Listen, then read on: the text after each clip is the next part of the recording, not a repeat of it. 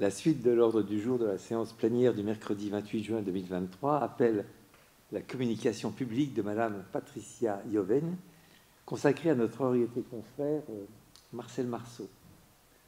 Je vous souhaite, Madame, la bienvenue à l'Académie des Beaux-Arts et au Palais de l'Institut de France. Je vous souhaite également la bienvenue, Mesdames et Messieurs, et je salue tout particulièrement les membres de l'AROP que nous accueillons ici toujours avec beaucoup de plaisir.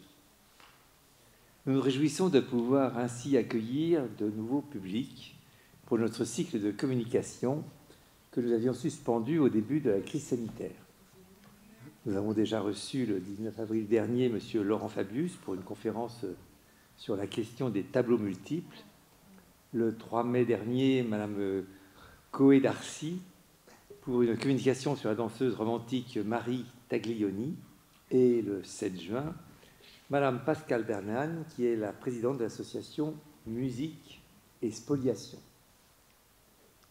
Les vidéos de ces 3 conférences sont d'ailleurs en accès libre sur la chaîne YouTube de l'Académie et je vous les recommande. Avant de vous laisser la parole pour votre communication, chère Madame, communication qui sera suivie d'un échange avec les membres de notre Académie, je donne tout d'abord la parole à notre secrétaire perpétuel pour quelques mots d'introduction. Merci, Monsieur le Président. Bonjour, Mesdames et Messieurs. Ravi de vous avoir ici.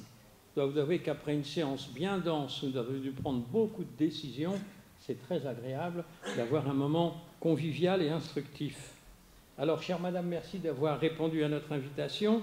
Ça en est fait très heureux de pouvoir évoquer avec vous la mémoire de notre regretté confrère Marcel Marceau, que j'ai eu le bonheur de bien connaître ici même, et que nous sommes un certain nombre vraiment à avoir eu la chance de côtoyer dans cette même salle. Il avait été élu membre de notre Académie le 27 février 1991, au fauteuil précédemment occupé dans la section des membres libres par l'historien Germain Bazin.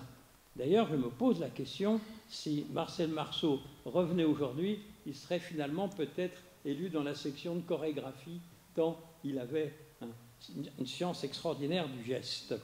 Avant de vous laisser la parole, chère Madame, je vais rappeler que vous êtes écrivaine, journaliste, notamment rédactrice et critique de théâtre en Italie où vous vivez. Je vous remercie d'ailleurs de faire cette conférence en français. Ouais. Et je vous rassure tout de suite sur une chose, on adore l'accent italien en français. Ça donne l'impression que tout est chanté et tous les compositeurs savent à quel point la langue italienne est propice au chant. Parmi vos nombreuses activités, vous êtes l'auteur du livre Marcel Marceau, La Poetica del Gesto, vous voyez l'accent terrible français, pour vous rassurer, publié en italien en novembre 2015 et présenté à Rome, Naples et Florence. Ce même livre, traduit avec le titre Marcel Marceau, Poetics of Gesture, et publié en anglais en 2018, a été présenté à l'université américaine John Cabot de Rome. À l'occasion de la 2e édition de la conférence mondiale du mime à Belgrade en 2018, vous avez été invité à présenter votre livre à l'Institut de culture française de Belgrade avec Ella Jarosovic, Baptiste Marceau et Marko Stojanovic. Je salue d'ailleurs évidemment la présence parmi nous de Baptiste Marceau, qui est là, et que nous aurons le plaisir d'entendre à la fin de cette communication, s'il le souhaite. En 2023, à l'occasion du centenaire de la naissance de Marcel Marceau, vous avez publié également votre livre en français et vous l'avez ainsi présenté lors de diverses conférences passées ou à venir au Festival national de mime de Faro au Portugal, ici même ou encore au théâtre de la Villa Torlonia à Rome en septembre prochain. Vous êtes aujourd'hui ici accompagné par le violoniste Adalberto Muzzi qui accompagnera certains extraits vidéo de votre conférence. Cher Adalberto Muzzi, vous êtes également italien bien sûr, professeur au Teatro dell'Opera de Rome depuis 1984. Au cours de votre vie professionnelle, vous avez contribué à la diffusion de la musique et de la culture dans divers pays du monde et participé ainsi à d'importantes célébrations au Vatican en présence des différents papes ou encore au Palais Quirinal en présence des différents présidents de la République et au Sénat. Vous avez également enregistré diverses pièces avec Phil Glass, bonne idée, magnifique compositeur, des bandes sonores avec Ennio Morricone, grand compositeur, pas toujours facile, mais grand compositeur. Aujourd'hui, après 40 ans de carrière musicale, votre répertoire s'étend sur 4 siècles de musique, mélodie baroque, notes nobles du XVIIIe siècle de Mozart, tango de Piazzolla, rythme gitan, quillard, bande sonore de compositeurs célèbres. Merci pour votre présence. Tout ceci étant rappelé, chère madame, je vous laisse la parole. Merci, merci à toutes et à tous d'être ici ce soir avec nous, à partager cette très belle célébration du centenaire de la naissance de maître Marcel Marceau. Et je fais mes remerciements au président, monsieur le président, monsieur le secrétaire perpétuel, à toute l'Académie des Beaux-Arts de Paris pour m'avoir invitée aujourd'hui. Je suis vraiment heureuse d'être ici avec vous. Je veux porter mon témoignage de ma amitié qui me liait à Marcel Marceau. Et je l'ai connu à Rome il y a 30 ans. Et je l'ai suivi ici aussi à Paris pour voir ce spectacle, pour l'interview pour un journal italien. Et j'ai eu l'honneur de lui connaître dans l'espace Cardin, où il allait faire un spectacle dans les 1993. Et là, mon orientation artistique a changé parce qu'à l'université, j'avais fait des études de théâtre, mais surtout des théâtres des paroles qui m'intéressaient beaucoup. J'ai pris mon diplôme sur les théâtres, mais quand j'ai connu les gestes de Marcel Marceau, je suis restée étonnée.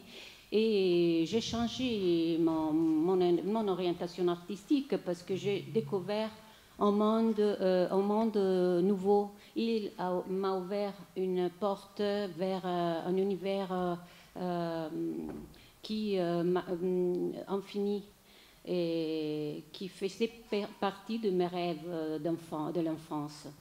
En effet, Marcel Marceau est né dans l'art. Il avait un père boucher qui aimait beaucoup l'opéra, le cinéma muet. Et il avait une prédisposition déjà de l'enfance à l'art et au cinéma. Il aimait beaucoup Charlie Chaplin. Son personnage, Charlot, était son idole. Et il a vécu à Strasbourg et il marchait dans les rues de Strasbourg avec les pantalons de son père et se dessinait les moustaches avec l'encre pour marcher comme Charlot. Et puis après, il a formé sa première compagnie à 8 ans, la bande Ratapouille, avec des copains de son école. Et là, il a eu une illumination parce qu'il aimait l'art. Il s'est inscrit dans l'adolescence à l'école des arts décoratifs de Limoges. En effet, il était porté pour l'art, vraiment porté aussi pour les dessins, pour la peinture. Et après, en 1944, s'est inscrit à l'école de Charles Dulin à Paris. Il a étudié avec son maître Étienne Descroux. Mais l'an 1944 a été signé dans une douleur très, très, très forte parce que son père a été déporté à Auschwitz et n'est plus rentré. Et alors, pour supérer peut-être cette douleur, il s'est réfugié à l'école de Charles Dulin. Et là, il a connu l'art du mime. Dans un premier moment, il voulait suivre les théâtres de parole, mais puis il a découvert que c'était mieux rester en silence et transmettre l'art avec le cœur, directement, sans interférence. Parce que le silence amplifie les sensations, amplifie l'émotion. Et c'est la même chose qui a fait Charlie Chaplin, avec son Charlot, parce que Charlie Chaplin aussi, il a eu une enfance très terrible parce que son père était un alcoolique. Il a laissé sa famille et sa mère a été hospitalisée dans un hôpital psychiatrique. Et alors, il a vécu une souffrance très, très forte. Et il s'est dédié au cinéma muet et il s'est dédié à son héros, Charlot, qui était toujours un héros au contraire, qui était toujours un émarginé. Et il luttait contre les moulins à vent comme aussi BIP, créé dans les 47 de Marcel Marceau. BIP, on peut retenir qu'il soit un petit frère de Charlot, parce qu'il a eu peut-être la même destin. Ils ont souffert tous les deux et ils ont découvert dans l'art une voie pour évahir de cette souffrance. Et puis la chose qui m'a frappée aussi, que les visages de Bip et de Charlot sont deux visages très mélancoliques. Et au contraire, ces mouvements sont très vifs, très gaillés. Alors, il y a les contrastes, non? Parce que, en effet, en ses yeux, on peut lire beaucoup de choses très, très fortes, vraiment très fortes. C'est ça qui m'a enthousiasmée pour continuer mes études sur l'art du mime, parce que j'ai découvert avec Marcel Marceau, grâce à Marcel Marceau, un art merveilleux. Maintenant, je voudrais vous faire voir, avec l'accompagnement musical par violon de Aria sulla quarta corda de Bach, une pantomime, Adolescence, maturité, vieillesse et mort, que raconte en 3 minutes la vie de l'homme.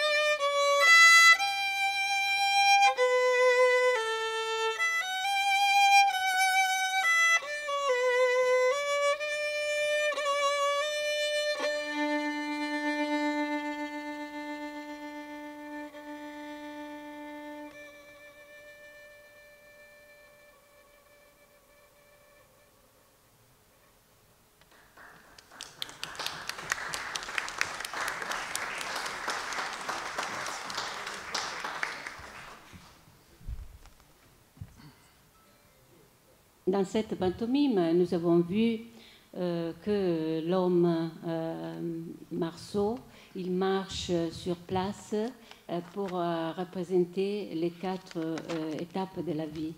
Et en un premier moment, il regarde vers l'eau, vers le futur, pour prendre la vie et pour aller à la rencontrer. Puis dans la maturité, il est fort, il est plus fort, il a un pas d'ici, ses bras s'ouvrent et il marche avec orgueil de la vie. Et puis après, on verra que les bras elles tourneront à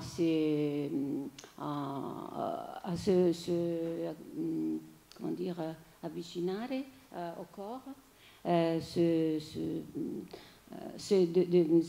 chiudere pour exprimer la mort, et il vient à se plonger sur soi-même. Comme au début, il se plonge. Il est plongé et il se lève. À la fin, il se plonge pour retrouver la mort et les cycles de l'existence. Cette pantomime est très importante parce que nous explique quand tous les corps étaient appelés à représenter les gestes, à représenter les sentiments, à représenter la vie. À différence de son maître Étienne Decroux, de qui cette année nous fêtons le 125e anniversaire de sa naissance aussi, et que Marcel Marceau aimait parce que était le grand Marien qui a fait apprendre à Marceau tout l'art du mime en son sens, mais puis il a changé quelque chose parce que Decroux, il pensait que le centre de l'énergie était dans les plexus solaires, dans les ventres, et du ventre se déramaient tous les mouvements qui arrivaient aux bras et aux jambes. Mais pour Marceau, en effet, les parts les plus importantes du corps étaient les visages et les mains, comme dans les techniques orientaux qu'il aimait beaucoup. En effet, pour Decroux, les visages et les mains représentaient les instruments du mensonge, et parce que donner comme si ne faisait voir bien les mouvements. En effet, son élève a révolutionné cette technique. Et nous verrons maintenant un autre pantomime, les fabricants de masques, dans lesquels il s'exprime avec les visages et les mains.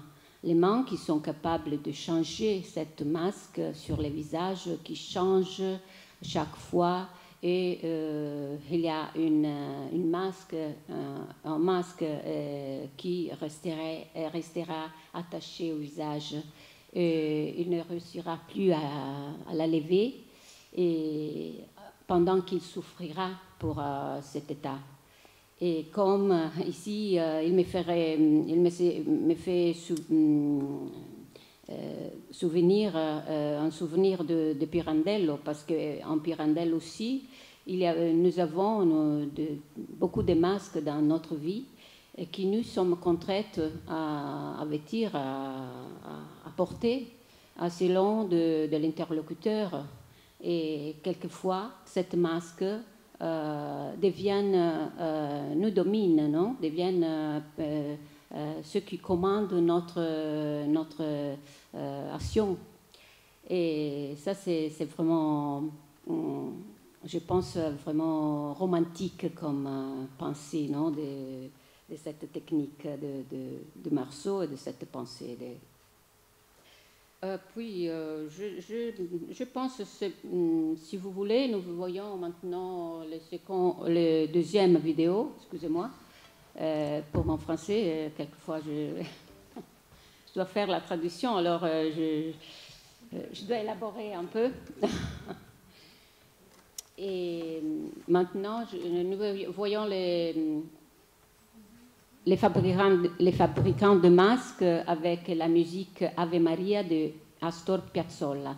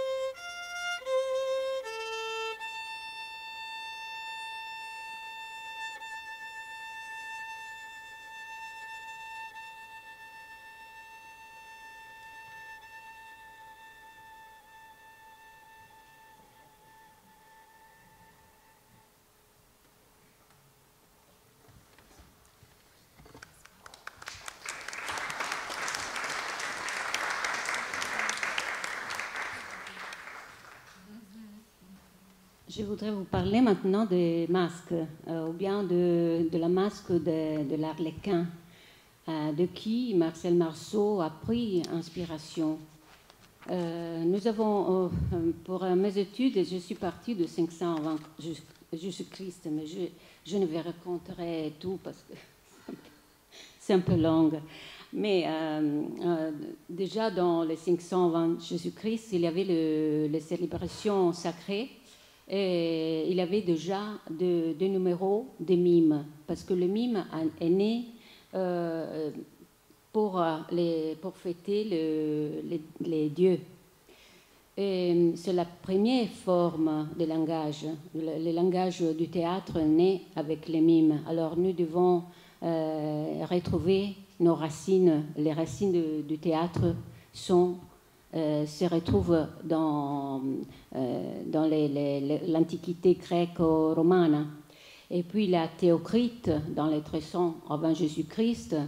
Et pendant cette période, il y a des canevas qui nous avons retrouvés, mais qui nous ne sont pas comme venaient interpréter à l'époque, parce que nous savons seulement que les acteurs improvisaient comme feront dans les années 1550 les acteurs de la Commedia dell'arte, que réciter sur un canevas et improviser, et il avait endossé une masque.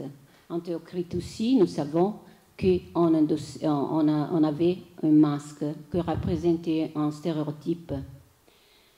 Et ici, Marcel Marceau, il m'avait parlé aussi de celui-là, de Théocrite. Il nommait Théocrite, il nommait aussi Arlequin. Il a reçu les prix Arlecchino d'Oro à Mantua dans les ans 2000.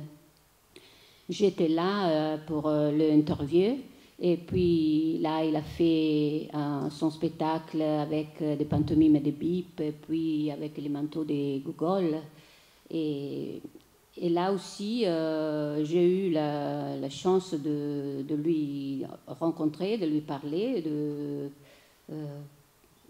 et puis après de connaître encore un peu son art. Il m'a parlé de la dynastie degli Arlecchini, des Anni, des Arlequins qui étaient très rusés. Il trahit aussi son patron. Mais pendant les années, l'Arlequin s'est endurci dans ses traits. Il est devenu un peu mélancolique. En effet, les Pierrot de Desboureaux, il sera aussi en 1800, sera vraiment mélancolique comme aussi le Charlot et comme Bip aussi. Et ils deviendront très sensibles. Et maintenant, je voudrais donner la parole à Baptiste Marceau, s'il veut, maintenant, nous parler un peu de son père, de ce qu'il veut, parce qu'il est le fils de Marcel Marceau, que j'ai eu l'honneur de connaître aussi. Et il a fait avec moi des conférences sur les mimes en Italie, à Belgrade aussi. Et je vous donne la parole. Eh bien, oui, c'est un peu difficile pour moi, étant donné que je suis né dans les coulisses. Je crois que je peux dire que j'ai été le meilleur public de mon père. Et je l'accompagnais partout dans le monde. Et une chose qui était vraiment frappante, c'est que partout où il allait, les salles étaient pleines. Il fallait faire un full booking 6 mois à l'avance. C'est l'Amérique qui l'a fait connaître au départ, parce qu'il était à Brooklyn pour 15 jours, et il est resté 6 mois, porte fermée. Et après chaque séance, c'était standing ovation avec les gens qui frappaient du sol avec les pieds. Enfin, c'était vraiment impressionnant, quoi. Et bon, je l'accompagnais dans ses tournées américaines. Et puis, bon, par la suite, bon, moi, j'ai fait comme je suis un peu, j'étais un vagabond, je suis toujours. Et je suis parti vivre au Mexique. En Amérique latine, par exemple, il est très, très aimé, il est adoré là-bas. Et à un moment donné, je me rappelle, c'était au Théâtre des Champs-Élysées à Paris, quand il faisait avec une troupe le Don Juan de Tirso de Molina. Il y avait un machiniste, il disait qu'il rapportait plus à l'époque à l'État que l'usine Renault. Pour dire comment il jouait 300 fois par an, il était en permanence en train de jouer. Et quand il est tombé à 81 ans, je me rappelle, moi je partais en Chine et lui revenait de Venezuela. Et il est tombé à ce moment-là et je suis resté donc auprès de lui sur ces dernières années. Et ce que moi j'ai appris de lui, parce que j'enseigne le yoga depuis plus de près de 40 ans maintenant, c'est la volonté, cette détermination, cette constance qu'il avait dans son art. Et pour lui, son art, c'était comme c'était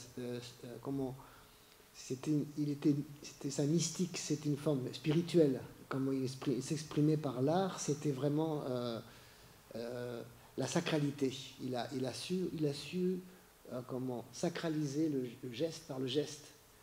Et il parlait de son art comme un mystique va parler du yoga ou de la métaphysique. Enfin, il avait des expressions comme comment on dit le poids de l'âme. C'était le poids de l'âme avec des ailes. Comment il disait ça, cette expression? Pesanteur ailé, oui. Ouais.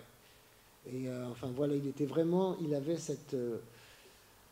Et d'ailleurs, c'est intéressant parce que bon, il était d'origine juive, mais quand on lui posait la question, est-ce que c'est quand il faisait beaucoup de numéros qui avaient été inspirés de la Bible et tout ça, et qu'on lui demandait si c'était sa sensibilité juive qui lui faisait faire ces numéros, il se mettait en colère et il disait non, c'est ma sensibilité humaine. Il a toujours voulu être. Il était vraiment totalement. Ça a été l'artiste dans son époque qui a été le plus international et qui a le plus représenté vraiment la culture française dans le monde. Quand on parlait de la culture française, il y avait deux mots qui sortaient, c'était Cousteau et Marceau. Vraiment, c'était impressionnant, quoi. Et même, je me rappelle une époque où il ne pouvait même pas sortir dans la rue parce qu'il était comme Marilyn Monroe, quoi. Je veux dire, c'était vraiment la star, quoi. Voilà. Et ça, c'est quelque chose que je pense que c'est important de rappeler parce qu'on vit une époque maintenant où tout devient d'abord, le monde est devenu un peu virtuel et on oublie un peu, il y a toute une génération qui ne sait plus en fait ce que mon père a été, parce qu'il y a aussi eu par exemple même la vidéo, là c'était pas, à l'époque on ne pouvait pas filmer le théâtre, c'était interdit. Il n'y avait pas non plus la technologie du cinéma comme elle est maintenant. On peut vraiment très bien pouvoir représenter la profondeur, la densité d'un théâtre, parce que c'est comme un temple. Quand il joue, c'est le silence. Et à l'époque, il n'y avait pas la possibilité de filmer vraiment, de faire sentir cette intensité qu'il pouvait émaner dans une salle à 3000 personnes avec un silence total. C'était quand même quelque chose de très, très, très impressionnant, quoi. Voilà. Voilà. Merci. Merci, Baptiste. Je voudrais ajouter que quand le père de Baptiste il faisait ses spectacles, il y avait une atmosphère très fort et les émotions il arrivaient directement et il avait des vibrations, de l'énergie qui arrivait.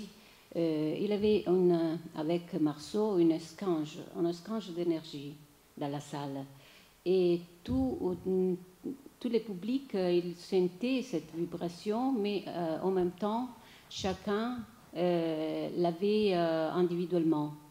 Selon de son caractère, de ce qu'il avait comme dans son intériorité. Et ça, c'est vraiment sont des sensations qu'on peut seulement quand tu vois un spectacle de théâtre, mais un spectacle fort, un spectacle qui te transmet des choses très vivantes aussi.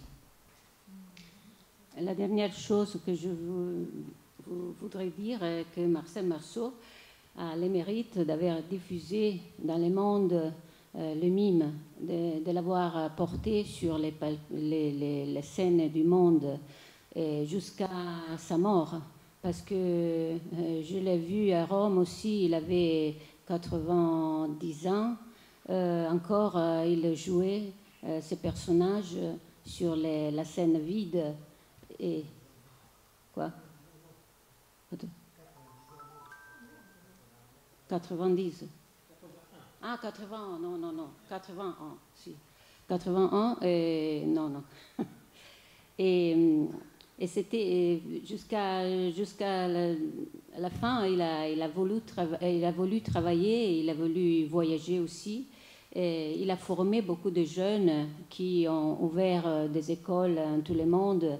Et cet art encore continue, n'est pas mort grâce à lui. Parce que, en effet, son maître d'écrou, il n'était pas d'accord à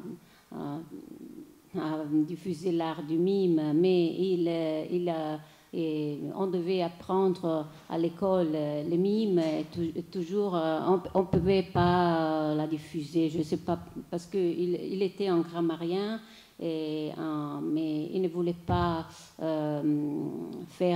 jouer des spectacles. Mais Marcel Marceau, au contraire, il a fait vraiment beaucoup pour le théâtre, pour l'histoire du théâtre.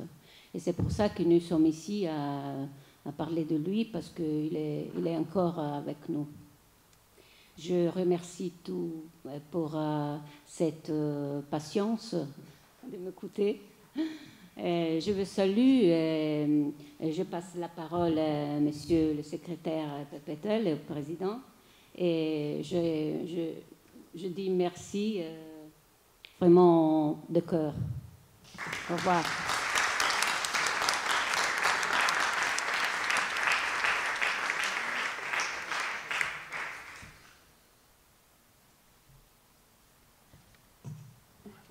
Eh bien, d'abord, évidemment, merci beaucoup. Je dois vous dire que, ayant été élu dans cette noble assemblée ici en 1994, j'ai eu le plaisir de fréquenter le Mime Marceau, qui évidemment, avec sa tournée internationale, n'était pas le plus assidu de nos membres, et pour cause. Mais j'ai découvert la première chose, c'est qu'il était incroyablement bavard. Je ne sais pas s'il avait besoin de rattraper tout ça, mais c'était passionnant. Et il y avait d'ailleurs une chose qui était bien connue chez nous, c'est qu'à l'époque, il y avait des visites quand on devait se faire élire. Évidemment, on allait rencontrer les prétendants, allaient rencontrer les académiciens, et on disait toujours aux prétendants, si vous avez la chance, s'il est là, si vous avez la chance de rencontrer Marcel Marceau, ne vous inquiétez pas, vous ne pourrez pas en placer une, il parlera beaucoup, mais il verra dans vos yeux et dans tout ça qui vous êtes. Et c'était ce qui était dit. Et donc, moi, j'avais deux questions à vous poser, d'ailleurs, à tous les deux. La première, c'est, il y a eu, je crois, une rencontre avec Charlie Chaplin. Est-ce que vous pouvez, ce qui était tellement important pour lui, Chaplin, est-ce que vous pouvez nous en parler? Et puis la deuxième chose, c'est, après les grands dangers qu'il y a eu de survie de l'école, Marcel Marceau, à un moment donné, qui a été vraiment en danger, est-ce qu'aujourd'hui, je crois savoir que c'est un endroit qui va bien, mais est-ce qu'il reste dans l'esprit de Marcel Marceau? Est-ce qu'il est fidèle à tout ça, ou est-ce que c'est devenu une école de mime, finalement, dont il serait peut-être loin aujourd'hui? Voilà, c'était les deux questions que je voulais vous poser à l'un et à l'une. Tu veux que je réponde ou tu réponds d'abord? Pour ce qui est de l'école, ça a été une tragédie quelque part, parce que mon père, d'abord, il avait monté des troupes, une compagnie, et ça allait très bien, mais comme il était tellement génial, lui, en tant qu'homme seul, c'était beaucoup plus pratique, plus facile pour les tourner, donc pour voyager, et aussi parce qu'il avait un train de vie quand même assez élevé, il avait beaucoup de frais et tout ça, et il fallait qu'il joue en permanence, parce qu'il avait un peu comme une épée de Damoclès sur la tête avec tout ce qu'il est, les impôts, enfin tout ça. Et il s'est ruiné maintes fois jusqu'à ce qu'il ait pu avoir des subventions du gouvernement. Il ne le savait même pas lui-même. Alors bon, je ne vais pas raconter toutes des anecdotes parce que ça serait assez beaucoup d'histoires à raconter. Mais son école était un peu délaissée, voilà, pour essayer d'aller directement. Il n'était pas là assez souvent. Et après, ils ont fermé l'école, et je pense que ça a été pour mon père très très dur, parce qu'il a eu, d'abord, j'ai eu la chance d'aller avec lui en Russie, quand c'était encore la Russie soviétique, parce qu'il a joué aussi en Chine après Michel Jarre. C'était le seul début quand la Chine commençait à s'ouvrir un petit peu. Et donc il est revenu, il avait un ulcère, hein, il a dû rester pendant 6 mois à l'hôpital. Et les médecins pensaient qu'il ne pourrait plus jouer. Il a recommencé à jouer. Mais il devait jouer tout le temps. Il a essayé de remonter une troupe avec ses élèves de son école. Et ça a très bien marché. Mais après, il y a eu des déboires avec la guerre du Golfe et tout ça. Et donc, la tragédie, c'est qu'il n'a pas pu vraiment, il aurait dû s'être arrêté de jouer tout seul avant et se dédier davantage à sa troupe. Ce qui fait qu'il n'a pas laissé assez comme la legacy. Pour moi, je ne connais, enfin, je ne suis pas dans le spectacle, donc je ne connais personnellement que 2 acteurs qui suivent exactement la tradition de la pantomime de style que papa a créée, la grammaire qu'il a codifiée. C'est Alexander Neander, et comment il s'appelle, et Wolfgang Bodecker, qui sont en Allemagne, qui sont très très bons, et ils font vraiment, ils sont très originaux, ils font des créations, mais ils ont gardé exactement la technique que mon père a créée. Et ça, je pense que c'est très important, parce qu'actuellement, il y a toute une jeunesse qui ne sait pas, qui ignore même totalement. Et comme je disais aussi avant, là, c'était très bien filmé ici, là, ce passage-là, il y avait une bonne vision. En général, tout ce qu'on voit sur YouTube et tout ça, ça donne, il n'y a pas l'intensité, il n'y a pas cette communion qu'il pouvait faire partager avec le public au théâtre. Parce que vraiment, lui, il joue au théâtre comme dans un temple. C'était vraiment, voilà, c'était ça, quoi. Voilà. Chère Madame Chaplin, sa rencontre avec Chaplin. Il a rencontré Chaplin à l'aéroport d'Orly. Ça a été une rencontre très curieuse parce qu'il ne suspectait jamais de lui voir. Et quand il a rencontré Chaplin, il était avec sa femme.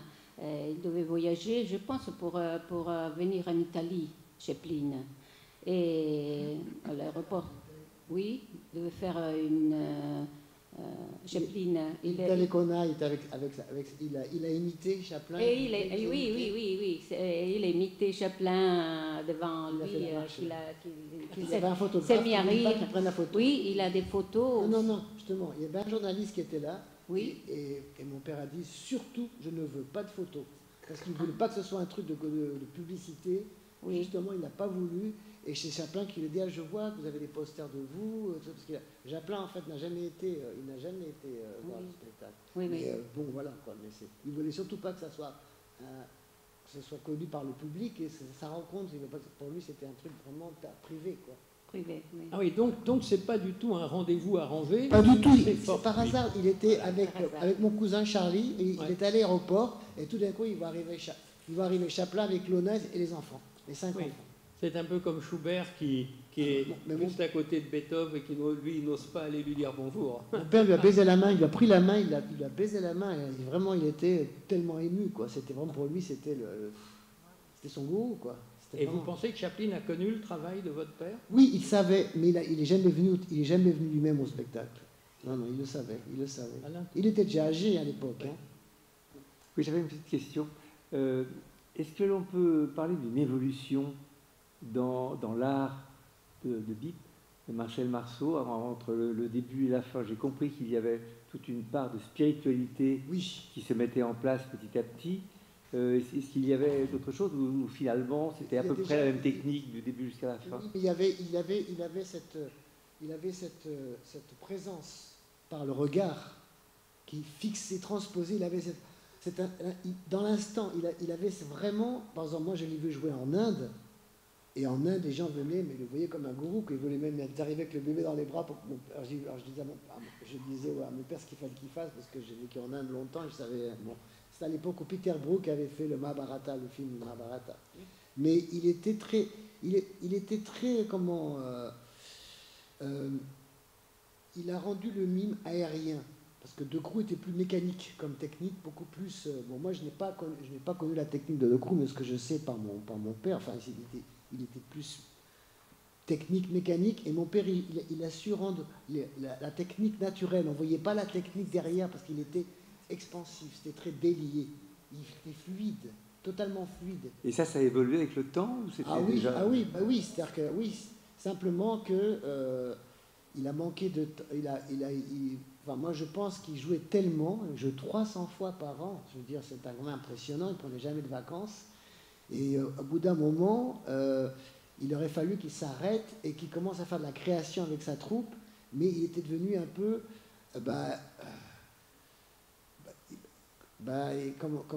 comment expliquer ça, c'était trop le stress de rentrer dans le spectacle, quoi, le show business, tout ça, de toujours être toujours là sur la route et tout ça, et ça l'a épuisé, quoi, je veux dire, et ça l'a empêché un peu de pouvoir évoluer. Voilà, bon, ça c'est, on rentre dans un domaine plus personnel. Ça a été une partie tragique. Enfin, pour moi, en tout cas, ça a été après qu'il ait eu son accident en Russie, c'était plus la même chose. Et il en était conscient? Oui, il le savait. Ouais. Mais lui, il voulait mourir sur scène. Hein. Il voulait mourir sur scène. Il avait vraiment cette angoisse de la vieillesse et de la mort. Enfin, et on en parlait des fois, parce que moi je lui parlais du côté cosmique, de l'intelligence supérieure dans l'univers. Il disait oui, mais moi Marcel Marceau, j'existerai plus. Et ça c'est le grand problème qu'on a dans notre culture occidentale, ce culte de l'ego, de la personnalité. Et quand on arrive à un certain âge, voilà, c'est des choses qu'on doit accepter, quoi. Mais je crois que ça fait des années qu'il n'y a pas un artiste français comparable en matière de remplir des salles. Absolument. Dans le monde entier, où qu'il aille, ça a été quelque chose d'extraordinaire, quelle que soit la taille des salles. Il n'avait pas de frontières aussi, ouais, c'est ça. Il était international. Il était un peu boudé même par le monde du spectacle français parce qu'ils étaient un peu jaloux. Je veux dire le chose carrément comme on sait, quoi. Oui. Il n'était pas mondain non plus. Non. Il y a Yves Montand, à un moment donné, qui aussi a réussi dans le monde à avoir comme ça. Ouais. Mais le mime Marceau, c'était le record absolu. En fait, on est en train de dire que le langage est une barrière. Mais il disait il disait ça. Il disait que le langage était, que le silence n'a pas de barrière, que c'est le langage qui met des barrières justement à la communication. Ouais.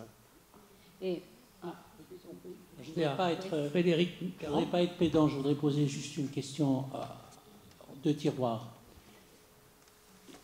Au Cambodge, quand on voit les danseurs cambodgiens, ils ont des mimiques tout à fait extraordinaires. Absolument. Est-ce que ça l'intéressait? Est-ce qu'il connaissait ça? Deuxième question. Dans les années 30 jusqu'à bien plus tard, une Allemande, qui a d'ailleurs été utilisée par Fellini et par Schoendorf, avait imposé, et ça a été filmé, un genre absolument passionnant qui était les danses grotesques. Est-ce qu'il a eu connaissance de ça et est-ce qu'il s'y intéressait? Mais écoute, je ne sais pas. Valeska Gert, elle s'appelait. Ah ouais. Valeska Gert. Si vous regardez sur Internet, vous verrez, c'est passionnant. Ce que je sais, c'est qu'il a été très inspiré par le théâtre japonais, le kabuki. Il était même considéré au Japon comme un des leurs. Il a même joué dans un théâtre japonais. J'étais là-bas quand il a joué dans un théâtre. Il est rentré par la salle du public. Il est rentré. Voilà. Et aussi, il était impressionné par le katakali.